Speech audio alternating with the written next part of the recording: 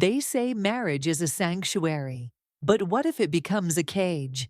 Picture Emma Calder, a renowned media editor, starting yet another dreary day in her meticulously styled Shoreditch flat. The aroma of cold espresso fills the air, while Mark, her husband of 8 years, departs for work with a perfunctory kiss that barely grazes her cheek. Routine has replaced romance, leaving Emma feeling unseen, unheard, and unanchored. When an unexpected invitation to curate an exhibition in Berlin arrives, she faces a choice: remain in the familiar silence of her marriage, or chase a spark that promises both renewal and peril. Subscribe to Refined Narratives to follow Emma's journey from comfort to craving, as she dares to rediscover what it means to be truly alive, and what she stands to lose when she lets go of routine. Emma Calder placed her laptop bag by the door, the ding of the handle echoing hollowly through her loft apartment. Sparse industrial furnishings, white brick walls, steel pendant lights, a single abstract canvas, spoke of minimalist taste, but also mirrored the emptiness Emma felt. At 35, she had climbed the ranks at a top London magazine.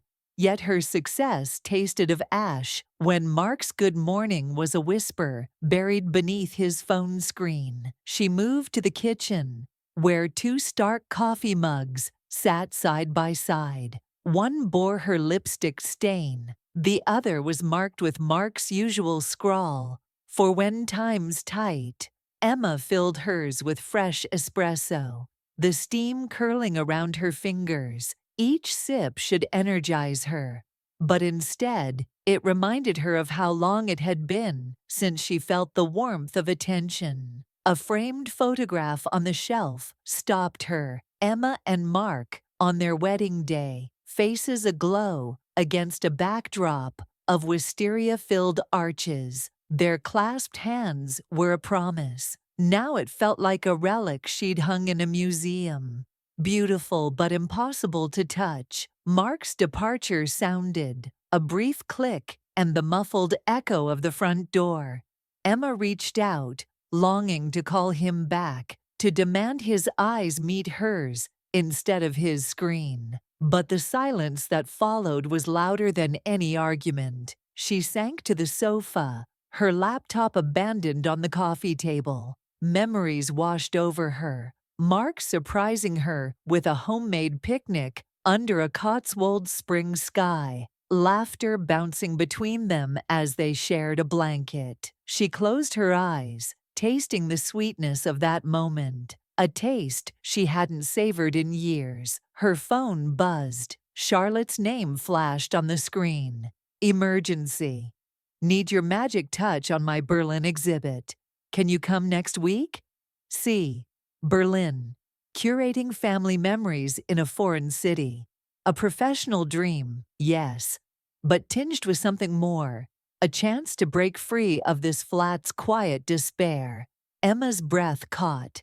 She imagined wandering through Berlin's art districts, inhaling a different air, feeling new inspirations. Her heart skipped. Something dormant stirred, a small flame flickering in the chill. Filling her cup once more, Emma whispered to the empty room, "Yes, I'll go." A thrill pulsed through her veins as she finalized her reply. The path from routine to revelation lay before her, paved with unknowns. As she packed her bag, Emma felt the ground shift beneath her feet, an exhilarating tremor of possibility. When Emma's train rolled into Berlin Hauptbahnhof, a brisk March breeze swept through the station, carrying the metallic scent of trains and fresh possibilities. She hugged her coat tighter, stepping onto the platform, with heartbeats echoing in her ears. Soon Charlotte's spirited laugh cut through the crowd. "Emma," her sister called, enveloping her in a warm embrace that dissolved months of isolation in London's grey routine. Their taxi wove through narrow cobblestone streets, painted in pastel hues, each turn revealing facades of aged bricks and vibrant street art. Emma watched the city come alive, budding chestnut trees lining the sidewalks, cafe terraces already bustling. Berlin felt electric, a contrast to Shoreditch's curated calm. At the Kreuzberg Gallery, Charlotte ushered Emma past polished steel and glass into a vaulted room where history met art. But Emma's gaze locked on one figure, Luca Miller, 25, Charlotte's adopted nephew. Standing beneath a lofty arch, he adjusted a cluster of vintage family portraits, illuminated by track lights. His sleeves rolled up, revealed forearms, gently dusted with photographic developer, a craftiness that intrigued Emma. "Emma, meet Luca," Charlotte announced. "He's been my right hand on this exhibit."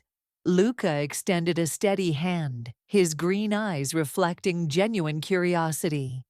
"Hi, Emma," he said, voice warm like a comforting chord. His grip was confident but tender, unlike any greeting Emma had shared with Mark in years. Their first task was framing a series of black and white prints. As Emma guided Luca through alignment, their hands brushed several times. Each contact jolted her nerves, sending an electric current through her veins. Luca listened intently as Emma described each portrait's emotional core. He nodded thoughtfully and asked, "What memory should this evoke? The laughter of youth or the ache of longing?" Emma's breath caught. No one had probed her feelings so deeply since her wedding day. Lunch took them to a nearby bistro, where hospitality mingled with jasmine-scented air. As Emma and Luca selected salads from a quaint menu, Charlotte flitted about, arranging pastries in delicate tiers. Over shared laughter and fluted wine glasses, Luca revealed his passion for capturing vanishing folk traditions, tales of memory in motion. Emma spoke of her dream to write essays that honored women, balancing ambition with authenticity. Every word exchanged built a bridge between them. Under the gilded afternoon glow, Emma noticed Luca's gaze linger on her lips when she laughed, and the sincerity in his applause as she sketched wall labels. Their conversation flowed effortlessly, peppered with thoughtful pauses where unspoken intimacy thrived. When he brushed a crumb off her cheek, Emma froze, her pulse crescendoing. Back in the gallery, they refined exhibit copy together. Emma marveled at how Luca anticipated her thoughts. He repositioned a portrait frame before she requested it, intuitively enhanced a caption's tone. Their synergy felt uncanny, as if two artists weaving a tapestry of unspoken desires. Charlotte returned to find Emma and Luca standing close, heads bent over a display. She smiled knowingly, unaware of the undercurrent pulsing between them. As twilight's cool breath filled the room, Lena, a gallery assistant, flicked off the main lights, leaving them beneath a cluster of spotlights that cast elongated silhouettes against ancient brick walls. Emma's heart fluttered when Luca stepped forward to adjust a photograph. In that suspended moment, the space between them shrank. His fingertips brushed her arm in a gesture more reassuring than innocent. She felt the tension coil within her, simultaneously exhilarating and terrifying. Luca's soft inhale echoed hers. As they parted for the evening, Emma walked beside Luca along dimly lit streets, with budding linden trees whispering overhead. His parting words brushed her ear. "Thank you, Emma. You taught me how to see stories in every face." The compliment felt personal, reverberating through her chest. Emma watched his silhouette dissolve into Berlin's night, a mix of longing and regret settling in her bones. That night, In Charlotte's guest room, Emma could not sleep. Every memory of Luca's attentive gaze, his thoughtful queries, the brush of his hand, replayed on a loop. Berliner Kusche lingered in her veins like nectar mixed with bitters. She realized Berlin had gifted her more than an exhibit. It had reignited her sense of self, her dormant craving for connection. As dawn approached, Emma knew her return to London would be irrevocable. She lay awake, heart vigilant for what tomorrow, back under Shoreditch's calm, would demand of her newly awakened soul. Returning from Berlin, Emma found London's pale sky heavier than ever. In the glass-paneled office, where she reigned as senior editor, every keystroke felt jarring. Each email, a reminder of her divided mind. The gallery's scent, a mix of archival dust and fresh paint, had faded, but Luca's presence lingered, a shadow tethering her heart. That morning, Emma sat at her desk, assembling slides for an upcoming pitch. The team buzzed around her with crisp professionalism, deadline reminders, layout suggestions. A junior assistant passed him by with a fresh pot of coffee, but Emma barely tasted its bittersweet warmth. Her eyes flicked to the empty chair beside her, an imaginary space where Luca's quiet intensity once sat. She clenched her jaw, scolding herself. This was work. This was London. Just then, Jasper, a sharp-eyed colleague, paused at Emma's station. He offered a polite greeting, but Emma noticed his gaze linger on her face, longer than courtesy required. "Everything okay, Emma? You seem distracted." His tone was genuine concern, not gossip, yet Emma recognized the seed of suspicion. She forced a smile. "Just jet lag," she replied, fingers fluttering across her notes. Jasper nodded, but left with a sympathetic arch of his brow. Emma exhaled, awareness prickling that her inner storm was now an open secret. During lunch, Emma retreated to a nearby courtyard, hoping fresh air would clear the tumult. Blooming magnolias sprayed petals over wrought iron benches. She opened her notebook and penned a new entry for her piece on vulnerability. When we crave connection, the line between longing and breach becomes perilously thin. Her own words cut through the fog. She realized that yearning for Luca had transformed into an ache that wounded her daily routine. Back at home that evening, Emma's flat seemed unwelcoming. She traced her fingertip across the Berlin keychain, the Ferris wheel's tiny spokes pressing into her palm. It symbolized a moment when she first felt seen, yet now it felt like a shackle. She packed away her exhibition materials, closing the folder with deliberate care. Routine, she told herself, could heal these bruises. But the week brought jolts of unpredictable emotion. Emma's phone buzzed with a message from Charlotte. "Dinner tomorrow. Need to debrief on feedback. Visitor reactions are intense." A gallery critique, Emma thought. And then, why did her pulse quicken? Dinner with Charlotte meant encountering Charlotte's team, including the Berlin assistant, who might comment on Emma's mood. The thought tightened her chest. Over dinner in a cozy Shoreditch bistro, Charlotte grilled Emma on exhibit reception. "People say the exhibit feels intimate," Charlotte said. "They sense a personal touch." Emma nodded, feigning casual pride. Meanwhile, she scanned the room. Servers weaving between tables, the clink of wine glasses, patrons' low conversations. Every sound sharpened her senses, reminding her how vivid life outside her marriage had become. That night, plagued by insomnia, Emma paced her flat. She replayed moments of Berlin, Luca's lingering whisper, "I can't stop thinking of you," and the warmth of his hand grazing hers. The memory made her palms damp. Emotion pressed against her ribs, each inhale a struggle. She recalled the lesson she had written. True connection demands courage, but also accountability. Emma recognized the paradox. To honor her courage, she must face the consequences. In her study, Emma typed a private note. I betrayed trust, my own and Mark's. Yet I discovered that routine is death to the soul. How do I reclaim authenticity without destroying what I vowed to protect? She closed the laptop lid, as though sealing her confession. The note was a lifeline, a mirror reflecting her truths. Days passed, and the affair remained unspoken. Emma's colleague Jasper dropped by again, noticing Emma's habit of staring at her phone. You've been glued to calls at odd hours, he noted gently. Emma deflected with a work excuse, but Jasper's empathy felt like a silent alarm. Her secret rippled beyond her control.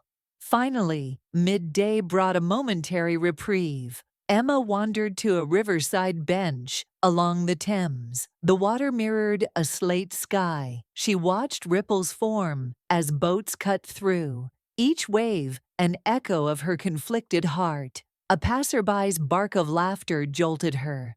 Emma realized she craved laughter, unfiltered, spontaneous, a feeling she'd lost in Shoreditch's polished corridors. Returning to the office, Emma faced her reflection in the elevator's mirrored walls. She straightened her spine, ready to confront the turmoil. In the elevator door, she saw not only her solitary figure, but the warehouse of memories inside her mind. Berlin's heady nights, Luca's gaze, her own echoing heartbeat. As the doors slid open, Emma stepped onto her floor with purpose. She would no longer evade the dissonance within. The next move lay ahead, a reckoning with Mark and a decision about her future. The tinder between desire and duty had ignited a blaze that threatened everything. Yet somehow, Emma knew that through this crucible, she might finally forge a self defined by authenticity rather than routine. Emma found herself back in Berlin 2 weeks later, summoned by a private showing of the Family Stories exhibit for a small circle of patrons. The gallery was hushed, a cathedral of art where each portrait lay spotlighted like sacred relics. The hush felt heavy, pregnant with anticipation. Emma's pulse quickened as she stepped beneath the vaulted ceiling, memories from her first visit swirling in the spotlight glow. Charlotte greeted her with a quick hug and discreet nod toward a side door. VIPs are arriving, she whispered. Take the back corridor. Luca will join you there. The gravity in Charlotte's tone sent a current through Emma. This was more than a routine appointment. Steeling herself, she followed the corridor's dim light, the scent of antique wood mingling with distant echoes of hushed conversation. Past a heavy oak door, the corridor opened into a private viewing room. Velvet ropes cordoned off an alcove where 3 patrons, distinguished art collectors, examined a series of sibling portraits. But Emma's attention locked onto the last figure in the room, Luca, leaning against a column, his eyes fixed on her. He beckoned silently. Emma's breath caught as she approached. The room's warm, incandescent glow softened his features, revealing a tension she hadn't seen in Berlin's public light. He held a framed black and white portrait, Emma and Charlotte's grandmother laughing on a carousel at dusk. The photograph, already part of the exhibit, now felt deeply personal. I thought you should have this, Luca said, voice low. He extended the frame toward Emma. His proximity erased space. She saw the flecks of dust on his eyelashes, the slight tremor in his hand. Emma's fingers closed around the frame's edge. Luca, this is, she searched for words, but his gaze silenced them. He stepped forward, gently guiding her to the alcove. The velvet rope no longer seemed a barrier, but a stage for their encounter. The distant murmur of collectors faded. Only the two of them existed beneath the soft glow. Luca's hand brushed a stray strand of hair behind Emma's ear. His touch, feather-light but charged. The collision of his warmth against her skin ignited a spark she had quelled for too long. "I can't stop thinking about you," he confessed, breath trembling. Emma's heart thundered against her ribs. She recalled the caution she had rehearsed. The nephew, the sister. But in the hush of this sacred chamber, those rules felt distant.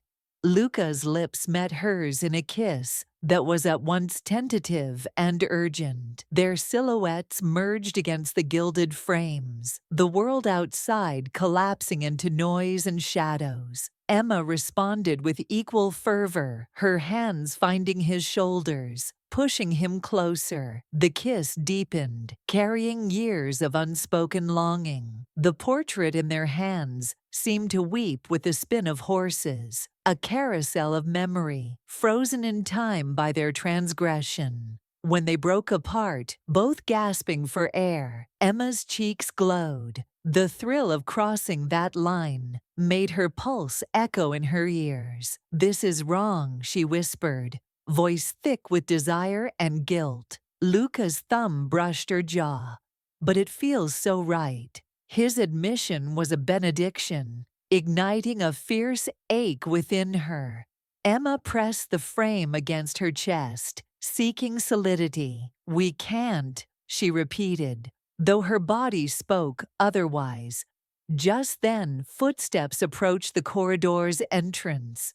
Emma's heart lurched as Charlotte's voice called softly, "Emma, we're wrapping up." Panic and regret whipped through her. She knew this moment would forever define her choices. Without a word, Emma pulled back, capturing one last lingering gaze before turning toward the exit.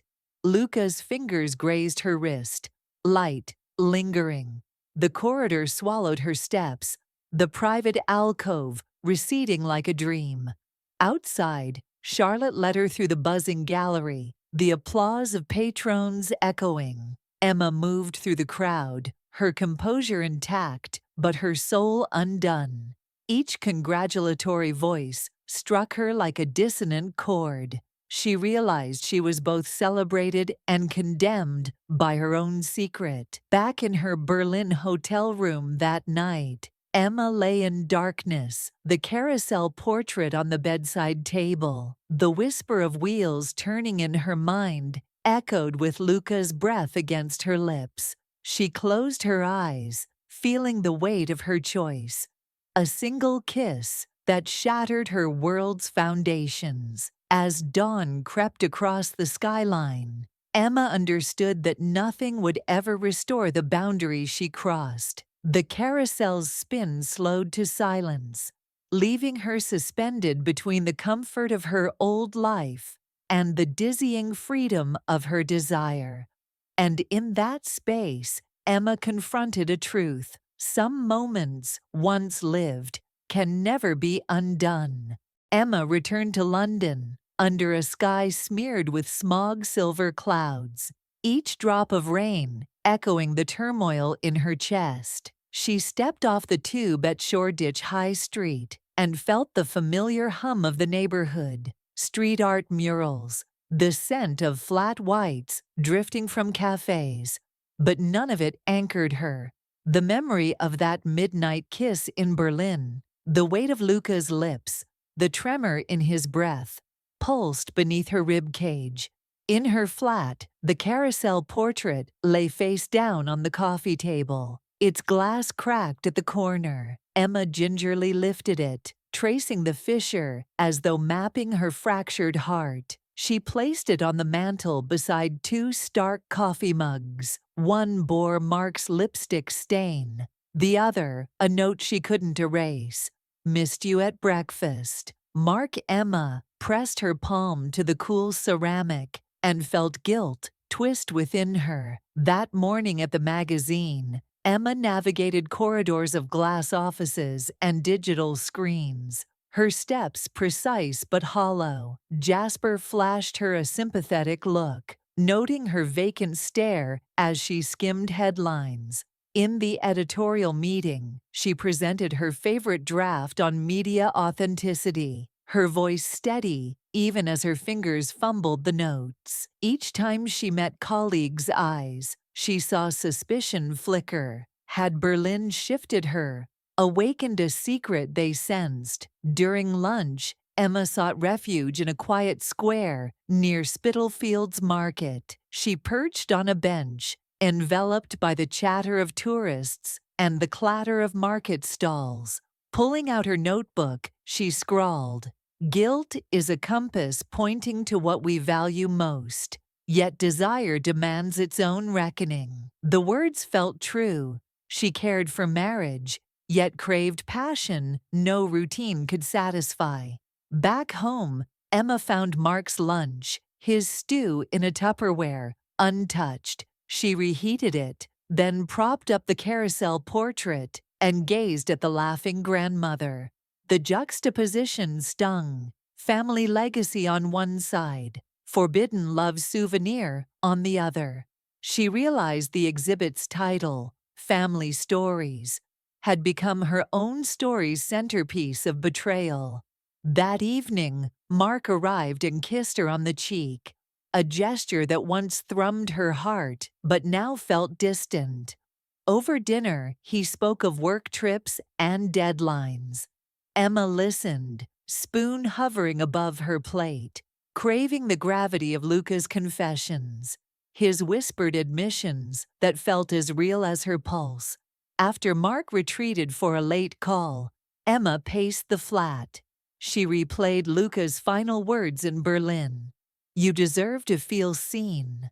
That truth cut deeper than any apology. She poured a glass of wine and lifted the portrait again, considering the risks of authenticity. Could she reconcile her craving with her vows? In the early hours, Emma drafted 2 messages, one to Mark, confessing emotional distance and seeking a raw, honest conversation, the other to Luca, thanking him and requesting space to untangle her heart. Her cursor hovered over send, heartbeat echoing. She chose Mark. The next morning, Emma found Mark in the living room, stirring coffee. She handed him the laptop. His eyes scanned her confession. Shock, hurt, and something like relief mingled in his expression. They talked, voices raw, exploring lost affection and buried desires. Emma felt the first flicker of connection,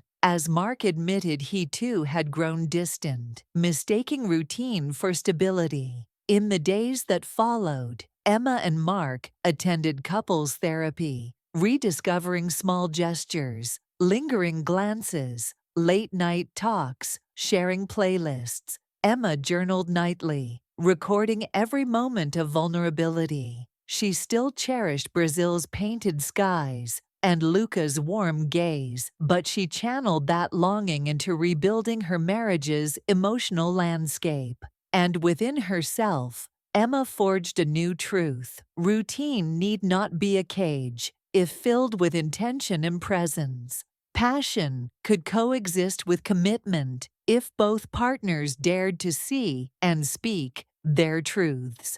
Emma woke before dawn, the London sky still a canvas of indigo and soft streetlight. In the quiet of the room, she reached for the carousel portrait on her bedside table.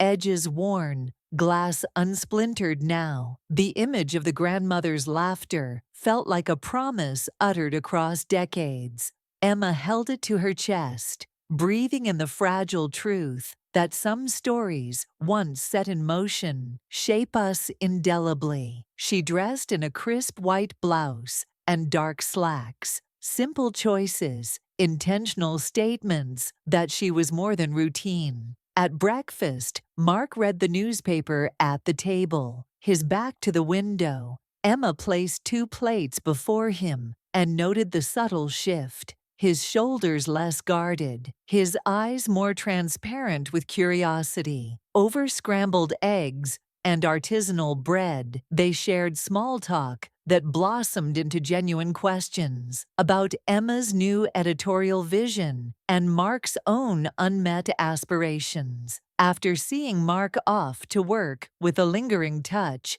Emma retreated to her study. The carousel keychain lay beside her notebook, a token of Berlin's revelations. She opened her laptop and began typing an op-ed titled "Courage in the Spaces Between: Navigating Desire and Duty." Each paragraph traced her journey, the comfort of routine, the jolt of forbidden longing, the peril and power of confession, and the painstaking work of rebuilding trust. Midday found Emma in a kind of pilgrimage. She walked to the local gallery where her exhibit now traveled, Family Stories, showing in a Shoreditch pop-up. Inside, she guided a pair of visitors through the photographs, pausing before the carousel image. "This frame," she said, voice steady, "reminds us that family bonds and personal truths often spin in tandem. Sometimes we must step off the carousel to remember why we boarded it." The visitors nodded, moved by her candor. Leaving the gallery, Emma observed street performers playing jazz on a piano under a striped awning. The unexpected melody fluttered her chest like a heartbeat she could now trust. She paused, buying a single ticket from the nearby Ferris wheel, an homage to her Berlin moment, and watched as the city unfolded beneath her. In the glowing gondola, Emma thought of Luca's parting words, "You deserve to feel seen." She realized that seeing herself, acknowledging her desires and faults, had been the truest act of love. The city's patchwork lights mirrored her mosaic of memories: Berlin's intensity, London's steadiness, Mark's commitment, and her own hard-won authenticity. That evening, Emma joined Mark at a neighborhood bistro. Candlelight danced across their table as they recounted separate days, small breakthroughs, and lingering questions. No grand declarations, just two hearts conversing in honesty. Emma felt the simmering lessons of her journey crystallize. That vulnerability fosters intimacy, admission of fault paves the way for forgiveness, and passion need not betray loyalty if both partners commit to it. Back home, Emma and Mark curled on the sofa, the carousel portrait and keychain displayed on the mantel like artifacts of transformation. They shared a quiet kiss, soft, deliberate, affirming the path they'd chosen. In that moment, Emma inhabited a self-defined not by routine or impulse alone, but by intentional courage. 1. Authenticity requires risk. True connection thrives when we dare to reveal our hidden longings, accepting whatever consequences follow. The price of silence can be steeper than the price of confession. 2. Boundaries and passion can coexist. Commitment does not extinguish desire. Rather, conscious choice and open dialogue can integrate passion into lasting bonds. Thank you for following Emma's story. If her journey stirred your own reflections on love, duty, and authenticity, please like, comment your thoughts, and subscribe to Refined Narratives. Hit the bell icon to receive nuanced explorations of life's most compelling dramas, crafted for those who seek depth and refinement. Until next time, stay courageous and keep telling the stories only you can tell.